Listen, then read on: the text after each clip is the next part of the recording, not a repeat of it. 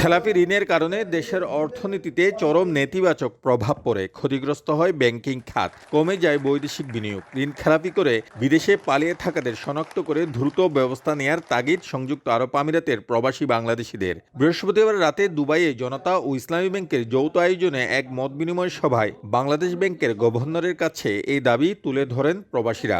দলীয় পরিচয়ে একটি লোন বিতরণ করা হয়নি। এখানে আমরা যে ঋণগুলো দেই সবগুলা লোনই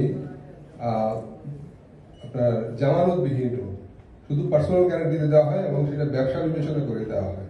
এই লোকগুলাকে আইনের মাধ্যমে বিচারের দীর্ঘ প্রক্রিয়া রয়েছে এবং আপনাদের এই সময়ের ভিতরে অর্ডিন্যান্স হিসাবে তাদের বিরুদ্ধে হয়তো কোনো কিছু করলে হয়তো আমরা খুব তাড়াতাড়ি আমরা এর সুফল পাবো। বাংলাদেশ ব্যাংকের গভর্নর জানান, এইসব বিষয়ে জোরালো পদক্ষেপ নিতে যাচ্ছে অন্তর্বর্তী সরকার। তবে বিদেশে অর্থ পাচারকারীদের ধরতে বিদেশিদের সহায়তা লাগবে বলে মন্তব্য করেন ডক্টর আহসান হাবিব। বাংলাদেশ থেকে যারা সম্পদ নিয়ে বাইরে চলে গেছেন তাদেরকে আমরা শান্তিতে থাকতে দেব না। ভবিষ্যতে যদি তারা কেউ করে তারাও যেন জানেন যে এই করলে পরে আমরা শান্তিতে থাকতে পারবো না, কারণ আমাদের আগের যারা করেছে তারা শান্তিতে থাকবে।